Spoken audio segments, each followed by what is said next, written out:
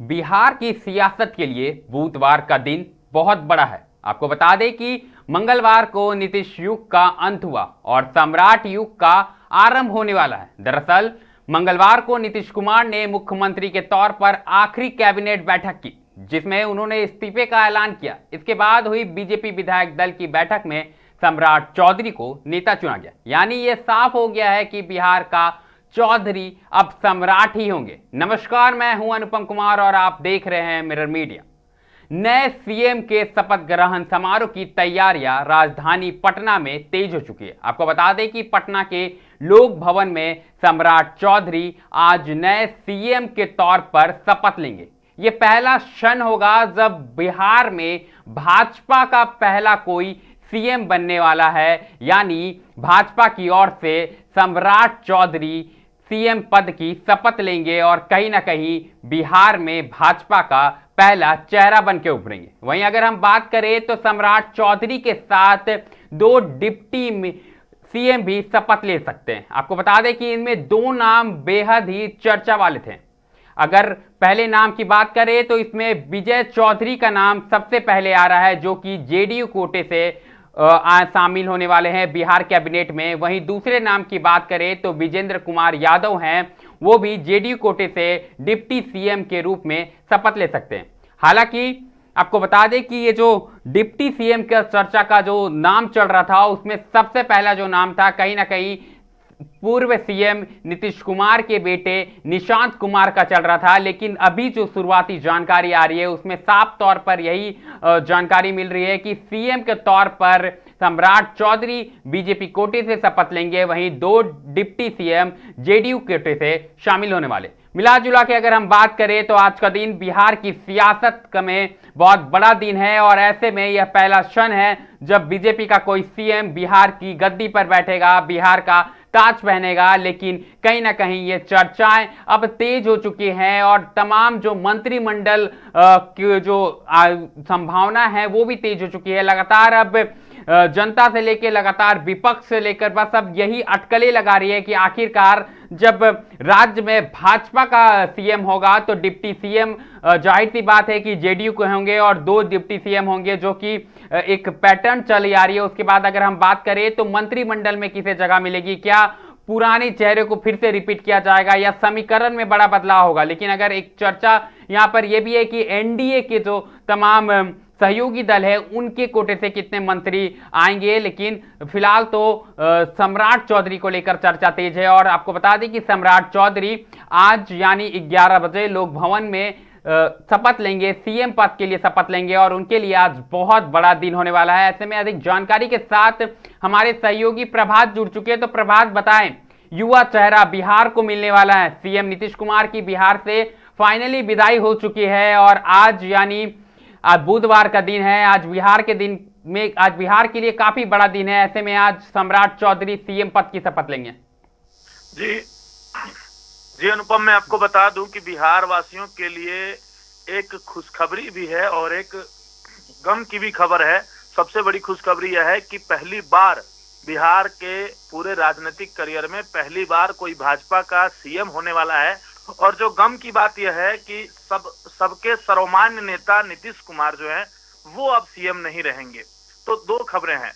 आपको बता दें कि जो सम्राट चौधरी हैं वो फिलहाल अपने घर से निकल चुके हैं और सबसे पहले उन्होंने हनुमान मंदिर जाकर के हनुमान जी की पूजा अर्चना की और उनसे आशीर्वाद लिया और आवास से निकल करके वो राजभवन की ओर निकल चुके हैं। आपको बता दें कि 243 सीटों में जब बिहार विधानसभा का चुनाव हुआ था और जेडीयू जहां 85 सीटें जीती और भाजपा जब 88 सीटें जीत गई, उसी समय यह निर्णय ले लिया गया था कि इस बार जो है भाजपा का ही मुख्यमंत्री बिहार में होने वाला है। लेकिन अल्पकाल के लिए सीएम नीतीश कुमार चुने गए और बहुत कम समय के बाद हम आपको बता दें कि 6 महीने में ही ये पूरी रणनीति तैयार हुई और सम्राट चौधरी को बतौर मुख्यमंत्री के रूप में उभारा गया। और उसके पहले वो नीतीश के कार्यकाल में 2 बार उप मुख्यमंत्री के रूप में रह चुके हैं। और आज जो है उनका शपथ ग्रहण होना है। 11 बजे लोक भवन में राज्यपाल उनको शपथ दिलवाएंगे।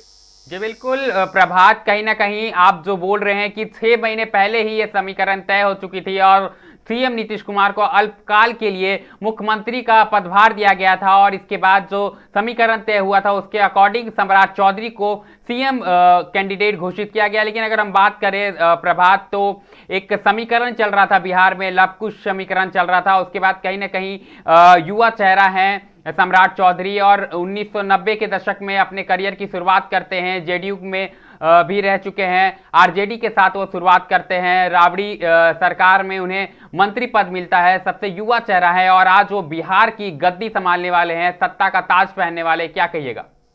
जी बिल्कुल अनुपम, युवा चेहरा है और ये बात लगातार भाजपा कहती आ रही है, लेकिन जो विपक्षी दल है उनका कहना है कि 57 वर्षीय जो सम्राट चौधरी हैं वो युवा कैसे है। दूसरी बात जो है, अगर सम्राट चौधरी मुख्यमंत्री बने हैं तो इसमें कास्ट फैक्टर बहुत मैटर करता है, क्योंकि लव कुश की जोड़ी की बात आपने कही और बिहार में जो कोयरी कुशवाहा की जनसंख्या है वो निर्णायक जनसंख्या है यादवों के बाद। तो ऐसे में अगर आरजेडी के जो फैन है, आरजेडी के जो वोटर है, कट्टर समर्थक हैं, वो यादव हैं और भाजपा जो है वो आरजेडी के समतुल्य जो है एक पार्टी जो है बन करके उभरी है और आरजेडी को इस बार उन्होंने मात भी दिया और बहुत अधिक सीटें उन्होंने लेकर के आया। तो इस बार जो है कोयरी कुर्मी की और कुशवाहा का समीकरण लेकर के भाजपा जो है मैदान में उतरी थी और आगे भी अभी 10 साल 20 साल तक राजनीति इसी पायदान में होनी है। तो ऐसे में जो कास्ट कार्ड है उस पर सटीक समीकरण सम्राट चौधरी का बैठ रहा था। हालांकि कई पार्टी के दिग्गज नेता थे जिनके नाम चर्चा में थे, लेकिन उनको पछाड़ करके और सम्राट चौधरी अव्वल नंबर पर आए। आपको बता दे अनुपम और अपने दर्शकों को भी बता दे कि सम्राट चौधरी को जिस नेताओं ने भाजपा का दामन थमवाया था वो नेता पिछड़ गए और सम्राट चौधरी अव्वल नंबर पर आ गए। कई नाम मुख्यमंत्री के रूप में चल रहा था, एक तो निशांत कुमार जो कि नीतीश कुमार के ही सुपुत्र हैं, उनका भी नाम चल रहा था। उसके अलावा नित्यानंद राय, मंगल पांडे, प्रेम कुमार, राजीव प्रताप रूडी और विजय सिन्हा जैसे चेहरे भी रेस में काफी आगे थे। लेकिन कास्ट समीकरण जो है वो काफी मायने रखता है, निर्णायक होता है और वो जो है सम्राट चौधरी पर फिट बैठा और सर्वसम्मति के साथ विधायक दल जो नेता है वो सम्राट चौधरी को चुना गया और आज वो डिप्टी सीएम से सीएम के पद की ओर आगे बढ़े हैं और आज उनका शपथ समारोह होगा।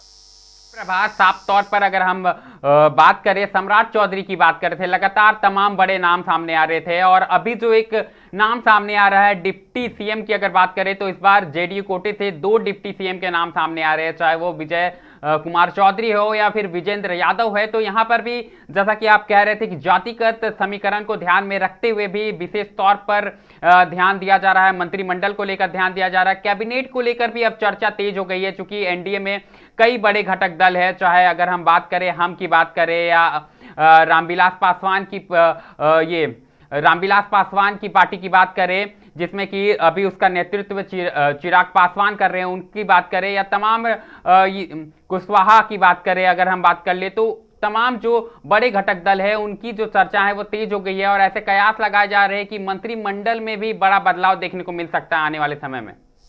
बिल्कुल, जो अभी राजनीतिक समूह जो है वो सरकार के पास अभी 201 सीटें हैं, जिसमें जो हम एनडीए की बात कर रहे हैं अनुपम, एनडीए के पास अभी 201 सीटें हैं जिसमें भाजपा 88 सीटों पर है, जेडीयू 85 सीटों पर है और लोजपा जो कि रामविलास की पार्टी है उसमें 19 सीटें हैं, जिसके मुखिया जो है वो उनके पुत्र यानी कि चिराग पासवान हैं और वहीं हम पार्टी जो जीतन राम मांझी की है उसमें 5 सीटें हैं और इसके अलावा 4 सीट की पार्टी है। तो अभी आपने कहा कि 2 जो प्रमुख चेहरे निकलकर सामने आ रहे हैं उप मुख्यमंत्री के लिए, उनका नाम एक तो विजेंद्र यादव हैं जो कि दिग्गज नेता हैं, यादवों के लिए हम अगर बात करें तो उनकी एक अपनी पैठ है उन लोगों के बीच में और यादव वोटर उनके पास है। वही विजय चौधरी भी दूसरा नाम है जो कि जेडीयू कोटे से हैं दोनों। और आज कुल मिलाकर के 3 लोगों का शपथ ग्रहण समारोह होगा। एक तो मुख्यमंत्री के रूप में सम्राट चौधरी होंगे जो सर्वविदित है और दूसरा जो 2 उप मुख्यमंत्री चुने जाएंगे वो दोनों जेडीयू कोटे से होंगे, एक विजेंद्र यादव और एक विजय चौधरी। इसके अलावा पिछले दिनों कैबिनेट की बैठक हुई थी और सर्वसम्मति से यह निर्णय लिया गया था और आगे का जो निर्णय है यानी कि कैबिनेट विस्तार जो होगा वो पश्चिम बंगाल के चुनाव के रिजल्ट आने के बाद ही जो है यह प्रकरण चालू होगा और कैबिनेट का पूरा मंत्रिमंडल का विस्तार किया जाएगा और उसमें बाकी जो जातियां हैं, जो कि बिहार की जो राजनीति है वो जातियों का समीकरण जो है वही इर्द गिर्द घूम करके रहता है। तो ऐसे में सभी जाति के वर्गों के लोगों को जो है प्रतिनिधित्व मिलेगा और मंत्रिमंडल का विस्तार कैबिनेट बैठक के बाद और पश्चिम बंगाल चुनाव का निर्णय आने के बाद ही संपन्न हो पाएगा। लेकिन फिलहाल आज 3 लोगों का जो है वो नाम सामने आया है मुख्यमंत्री के रूप में, सम्राट चौधरी, और 2 उप मुख्यमंत्री डिप्टी सीएम जो कि जेडीयू कोटे से रहेंगे, विजेंद्र यादव और विजय चौधरी। जी बिल्कुल प्रभात, कहीं ना कहीं अब जो बिहार का जो सत्ता का ताज है वो सम्राट चौधरी के ऊपर सजने वाला है और बस कुछ ही क्षण शेष रह चुके हैं। जो जानकारी मिल रही है उसके अकॉर्डिंग 11 बजे तक शपथ ग्रहण समारोह जो है वो पूरी तरह से संपन्न हो जाएगा और हलचल फिलहाल लोक भवन में तेज हो चुकी है। लेकिन एक तस्वीरें जो हमारे टीवी स्क्रीन पर देख रही है प्रभात, कहीं ना कहीं ये तस्वीरें अपने आप में बहुत चीजें बयां कर रही है। साफ तौर पर अगर आपको पिछले दिनों की बात याद होगी तो उन्होंने सम्राट चौधरी की बात करें तो वो आरजेडी में रहते हुए अपने माथे पर मुरेठा बांधते हुए नजर आते हैं और वो कसम खाते हैं कि वो बिहार से नीतीश कुमार की विदाई करवाएंगे और सत्ता पर काबिज होंगे। लेकिन इस बार नीतीश कुमार की विदाई तो हो रही है लेकिन कुछ अलग तरीके से हो रही है। और एक बार अगर हम बात करें तो सम्राट चौधरी का वो जो कसम था मुरेठा वाला वो सच होते हुए नजर आ रहा है, लेकिन थोड़ी सी चीजें अलग है। क्या कहिएगा? बिल्कुल अनुपम, बहुत मजेदार बात मैं कहने वाला हूं, क्योंकि बीजेपी जो है उसका एक प्लेटफॉर्म है, एक पोर्टफोलियो है। बीजेपी कहती है कि जो भी लोग हमसे जुड़ते हैं वो या तो आरएसएस से जुड़े हुए होते हैं, संघ की विचारधारा से होते हैं, लेकिन सबसे बड़ी मजेदार बात यह है कि सम्राट चौधरी ना आरएसएस से हैं, ना विश्व हिंदू परिषद से हैं, ना भाजपा के जो है पुराने कार्यकर्ता रहे हैं, चाहे वो बूथ स्तर का हो, मंडल स्तर का हो, जिला स्तर का हो। वे पहले उनके पिता भी जो है वो जदयू में रह चुके हैं और आरजेडी में रह चुके हैं। उनकी जो उत्पत्ति हुई है वो आरजेडी से हुई है। उनके पूरे परिवार जो है वो आज पहले आरजेडी में रहते थे। चाहे शकुनी चौधरी की बात करें, चाहे उनकी माता पार्वती देवी विधायक रही, शकुनी चौधरी जो है विधायक रहे, मंत्री रहे, और ऊपर से सम्राट चौधरी भी सबसे पहली बार जब मंत्री बने कम उम्र के, उस समय भी चर्चा में रहे और आज भी सम्राट चौधरी जो है वो चर्चा में है। बिल्कुल प्रभात, कहीं ना कहीं आपने शकुनी चौधरी यानी सम्राट चौधरी की पिता की बात की है। अगर हम उनकी बात करें तो वो समाजवादी पार्टी में भी अच्छा नेतृत्व कर चुके हैं, आरजेडी में भी रह चुके हैं, इसके अलावा समता पार्टी में भी उनका एक अहम रोल देखने को मिला है। ऐसे में सम्राट चौधरी कहीं ना कहीं अपने पिता के नक्शे कदम पर बढ़ते नजर आ रहे थे। अगर हम बात करें तो इन्होंने अपनी करियर की शुरुआत आरजेडी के साथ की है, जेडीयू में भी उन्होंने अपना समय बिताया है, उसके बाद भाजपा में 2 बार उप मुख्यमंत्री बने हैं और साफ तौर पर आज का ऐतिहासिक दिन बिहार के लिए जब वो सीएम पद पर काबिज बैठने वाले हैं और बिहार की जो सत्ता का ताज है वो अपने सर पर पहनने वाले हैं। तो साफ तौर पर उनके लिए आज का दिन काफी बड़ा होगा प्रभात, क्योंकि ये पहला क्षण है जब बिहार में भाजपा का कोई सीएम बनेगा। लेकिन ये सोचने वाली बात है कि लगातार अगर हम बात करें खासकर मोदी के कार्यकाल के बाद की अगर हम बात करें तो लगातार भाजपा प्रयासरत थी बिहार में, एक के बाद एक चुनाव लड़ रही थी, लेकिन कहीं ना कहीं इस क्षण का जो इंतजार था वो आज संपन्न होने वाला है। 2 बार कार्यकाल में भाजपा का सरकार में वो शामिल होती है, एनडीए का सरकार का गठन होता है, लेकिन कहीं ना कहीं भाजपा अपना सीएम नहीं घोषित कर पाती है और आखिरकार नीतीश का विदाई हो चुका है और आज सम्राट चौधरी को यह मौका मिला है। जी बिल्कुल, उप मुख्यमंत्री के तौर पर रहते हुए सम्राट चौधरी के जो निर्णय थे और जो ठोस कदम थे वो लोगों को बहुत पसंद आया और सम्राट चौधरी उभर करके कहिए तो पूरे भारत में उनकी चर्चाएं होने लगी, क्योंकि बिहार जो है वो पूरे भारत का राजनीतिक केंद्र माना जाता है और बिहार से ही दिल्ली का रास्ता भी तय होता है। दिल्ली के राजनीतिक रास्ते का सफर जो है वो बिहार से ही और यूपी बिहार से तय होता है। और सम्राट चौधरी फिलहाल तो बिहार के मुख्यमंत्री बने हैं, लेकिन भविष्य में ऐसे कयास लगाए जा रहे हैं कि उनका सफर जो है वो दिल्ली तक भी तय होने वाला है और बहुत ऊंचा भविष्य है सम्राट चौधरी का, क्योंकि जिस स्तर से वो जिस समय से उभर करके इतने कम समय में लोगों के बीच में अपनी पकड़ बना बैठे, वो कहीं न कहीं बहुत मायने रखता है। लेकिन एक पहलू दर्शकों को हम यह भी बता दें कि सम्राट चौधरी के ऊपर जो तीखे बयानबाजी और जो हमले हो रहे हैं विपक्ष के द्वारा, चूंकि भाजपा ने बहुत जोर शोर से यह मुद्दा उठाया था अनुपम कि जो आरजेडी के जो मुखिया हैं तेजस्वी यादव वो 9वीं फेल है और सम्राट चौधरी के भी डिग्रियों पर सवाल अब उठना शुरू हो चुका है। लेकिन आपको बता दें विश्वसनीय सूत्रों के अनुसार और न्यूज अखबारों में जो चीजें छपती है उसके अनुसार सम्राट चौधरी जो वो डीलिट की शिक्षा प्राप्त किए हुए हैं, डीलिट की डिग्री जो है उन्होंने ली हुई है और ऐसे में आगे आने वाले भविष्य में बिहार के लिए एक अच्छे मुख्यमंत्री के रूप में जो है वो अपनी साख जमा सकते हैं। और बिहार में चूंकि एक सख्त नेता की आवश्यकता थी, क्योंकि नीतीश कुमार का जब शुरुआती कार्यकाल था तो वो बहुत बेहतर था, लेकिन अभी कुछ दिनों पहले की अगर बात करें तो उनके स्वास्थ्य को लेकर के विपक्ष बार बार उन पर हमलावर हो रहा था। उनके डिसीजन मेकिंग को लेकर के, चाहे वो बुर्का हमने दिखाया था वो खबर, जब नीतीश कुमार एक मुस्लिम युवती का बुर्का खींच देते हैं, तो वो सब तमाम चीजों को देखते हुए अब एक ऐसे फेस की जरूरत थी भाजपा को, खास करके एनडीए को, जो बिहार का नेतृत्व कर सके। और जो सबसे तेज तर्रार और युवा व्यक्ति उनमें से जिसको चुना गया वो सम्राट चौधरी हैं। और यही हम भी आशा करते हैं कि बिहार की मुख्यमंत्री जिस प्रकार बिहार की जो राजनीति है वो जिस तरह से करवट ली है और सम्राट युग का एक प्रारंभ हुआ है, वो अच्छे से, और बिहार के लोग जो है वो खुशहाल रहे। जी बिल्कुल प्रभात, जो सम्राट युग का जो शुरुआत हुआ है वो कहीं ना कहीं अब दिलचस्प होने वाला है और सबकी अब निगाहें टिकी है कि आखिरकार इस युग में क्या कुछ बड़े बदलाव देखने को मिलते हैं, जो अधूरे काम है वो कितने पूरे होते हैं। लेकिन प्रभात, यहाँ पर चर्चा करनी होगी, एक युग का जहां शुरुआत हो रहा है वहीं दूसरे युग का अंत भी हो रहा है। अगर हम बात करें बिहार के दो गद्दावर नेता की, तो पहले गद्दावर नेता में लालू प्रसाद यादव है और नीतीश कुमार। इन दो नेताओं की जोड़ी लंबे समय तक बिहार के सियासत में बरकरार रही और तीखी बयानबाजी हो या सीएम पद को लेकर हो या तमाम मुद्दे को लेकर ये दोनों नेता बिहार की आवाज उठाते रहे लगातार।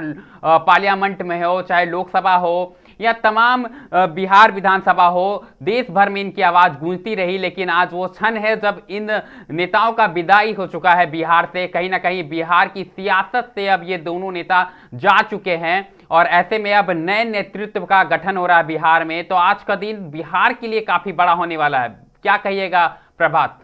जी बिल्कुल अनुपम, आज का दिन बिहार के लिए बड़ा है और बिहार के राजनीति को अगर आपको समझना है तो आप बिहार से बाहर बैठ करके बिहार के राजनीति को नहीं समझ सकते हैं। उसके लिए आपको बिहार आना पड़ेगा।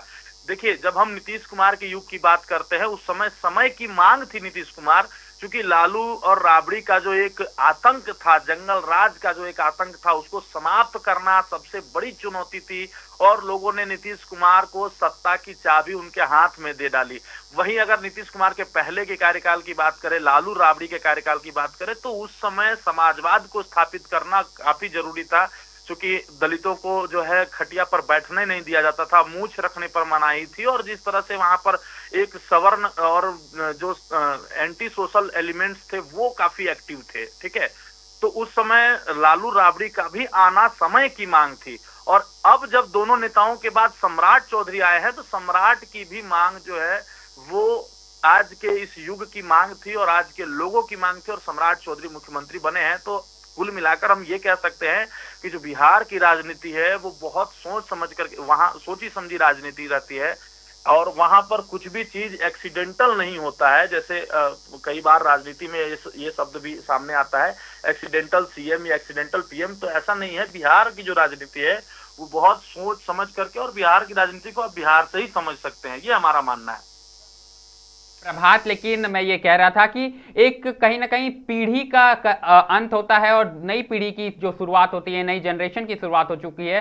तो यही चीज, यही तस्वीरें कहीं ना कहीं बिहार में देखने को मिल रही है, चाहे वो तेजस्वी प्रसाद यादव हो या तेज प्रताप हो या साफ तौर पर सम्राट चौधरी हो। ये लोग एक अलग पीढ़ी के नेता माने जा सकते हैं। और वहीं लालू युग हो या फिर नीतीश युग हो, उसका समापन हो रहा है। निशांत की बात कर ले तो निशांत भी इसी पीढ़ी में शामिल हो रहे हैं। तो ऐसे में जो बिहार की राजनीति है एक पीढ़ी से दूसरी पीढ़ी की ओर ट्रांसफर हो रही है और कहीं ना कहीं आज का दिन विशेष होने वाला है। लेकिन प्रभात, लगातार चर्चाएं हो रही थी और समय अब कम है, ऐसे में क्या जानकारी मिल रही है, कब तक शपथ ग्रहण समारोह हो सकता है और कब तक बिहार को नया नेतृत्व मिल सकता है?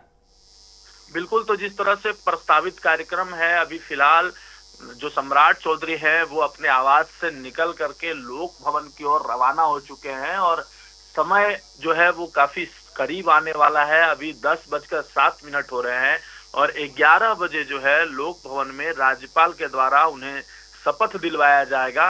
और सबसे पहले उन्होंने हनुमान जी की पूजा अर्चना की, माँ दुर्गा की पूजा अर्चना की और अपने परिवारजन, अपने जो बुजुर्ग थे उनसे उन्होंने आशीर्वाद लिया और वो निकल चुके हैं अपने आवास से और कुछ ही देर में लोक भवन भी पहुंच जाएंगे।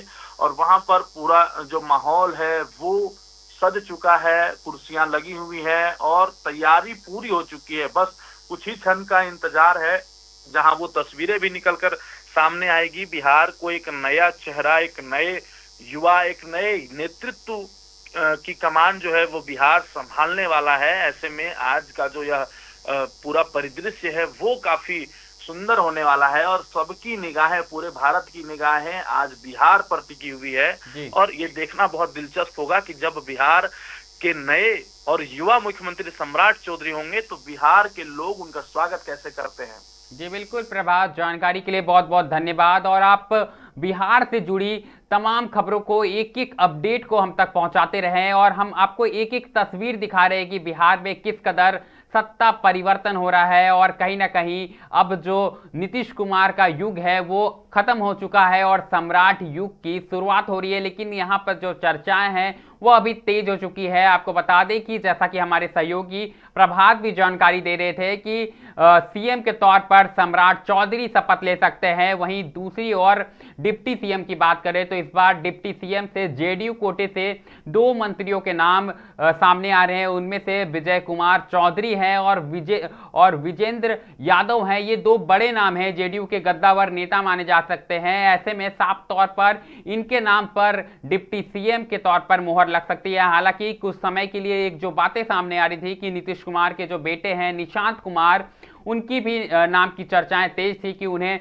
डिप्टी सीएम का कार्यभार दिया जा सकता है। उन्हें कुछ दिन पहले ही जेडीयू में शामिल किया गया, पार्टी की ओर से उन्हें शामिल किया गया, उन्हें शपथ दिलाया गया पार्टी की। लेकिन कहीं ना कहीं इस बात के कयास लगाए जा रहे थे, लेकिन फिलहाल ये जो कयास है वो खत्म होते हुए नजर आ रहे हैं। लेकिन और जो 2 डिप्टी सीएम है जेडीयू कोटे से, उनके नाम अब साफ तौर पर उभरते हुए आ रहे हैं। लेकिन मंत्रिमंडल को लेकर अभी भी चर्चा है। साफ तौर पर ये हमारे सहयोगी प्रभात जैसा कि बता रहे थे कि मंत्रिमंडल की जो विस्तार की स्थिति है वो बंगाल चुनाव के बाद निर्धारित की जाएगी और ऐसे कयास लगा जा रहे हैं कि निशांत को इस मंत्रिमंडल में अहम रोल मिल सकता है, अहम विभाग मिल सकता है। लेकिन अभी जो चर्चा की बात है वो तो लोक भवन पर सबकी टिकी हुई है, क्योंकि सम्राट चौधरी किसी भी वक्त लोक भवन पहुंच सकते हैं और सीएम पद की शपथ ले सकते हैं। एक युवा नेता, इनके बारे में अगर हम बात करें तो 1990 के दशक में राजनीतिक करियर की शुरुआत करते हैं। शकुनी चौधरी के पुत्र हैं। शकुनी चौधरी का भी बिहार में एक अहम रोल रहा है। समाजवादी पार्टी में अगर हम बात करें या फिर समता पार्टी में बात करें, आरजेडी में बात करें, तमाम पार्टियों में वो अपनी भूमिका निभा चुके हैं। ऐसे में जो बेटे हैं सम्राट चौधरी, इनके करियर की बात करें तो आरजेडी के साथ इनके करियर की शुरुआत हो चुकी है होती है और उसके बाद कहीं ना कहीं अपने कार्यशैली से यह पार्टी नेतृत्व के करीब पहुंचते हैं। और यही एक मौका था जब इन्हें राबड़ी देवी के सरकार में कहीं ना कहीं युवा मंत्री के रूप में जगह मिलती है और वहां से इनकी जो उड़ान तेज होती है वो लगातार तेज होती हुई नजर आ रही है। लगातार लंबे समय तक वो आरजेडी के संरक्षण में रहते हैं, आरजेडी में नेतृत्व में अहम भूमिका निभाते हैं और उसके बाद जेडीयू में ये शामिल होते हैं। जेडीयू में कुछ समय रहने के बाद फिर ये जेडीयू के साथ साथ फिर भाजपा के करीबी बनते हैं और नेतृत्व ऐसा पलटता है कि वो सीधे भाजपा में, इन्हें बिहार भाजपा का अध्यक्ष चुना जाता है। यहाँ से वो बड़े फैसले लेते हैं।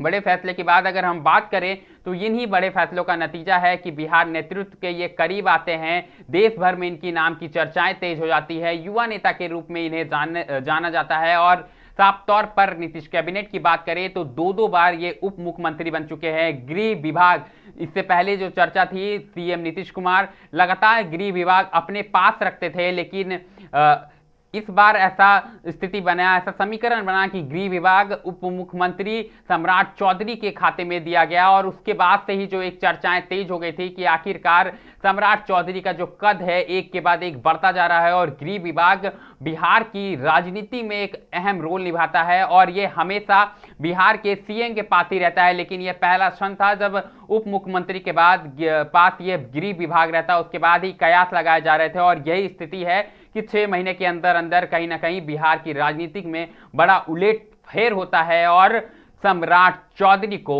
सीएम पद के लिए चुना जाता है और स्वयं नीतीश कुमार उन्हें प्रमोट करते हैं और बिहार से वह विदाई लेते हैं। लेकिन फिलहाल बिहार में जो चर्चा है वो तेज हो चुकी है और लोक भवन में हलचल तेज हो चुकी है किसी भी वक्त सम्राट चौधरी वहां पहुंच सकते हैं, डिप्टी सीएम के लिए जेडीयू के नेता पहुंच सकते हैं, तमाम भाजपा हो या जेडीयू के नेता पहुंच सकते हैं, बड़े नेतृत्व भी वहां पर पहुंच सकते हैं और बिहार में पहली बार भाजपा सरकार के सीएम के रूप में सम्राट चौधरी शपथ लेंगे। तो कहीं मत जाइएगा, बिहार से जुड़ी एक एक खबरें, एक एक तस्वीर मिरर मीडिया आप तक पहुंचाते रहेगा। बने रहें मिरर मीडिया के साथ।